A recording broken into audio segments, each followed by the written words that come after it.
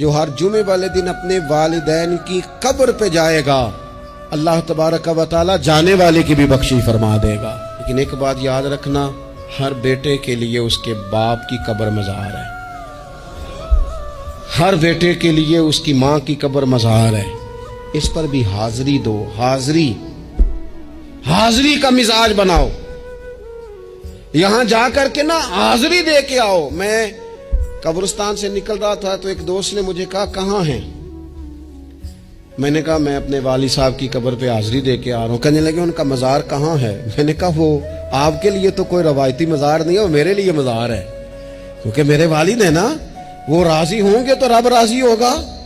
والدہ کے لیے نبی پاک نے فرمایا اس کے پیروں کے نیچے جنت ہے، تو جس کے پیروں کے نیچے تیری جنت ہے، بتاؤ اس کی قبر تیرے لیے مزار نہیں؟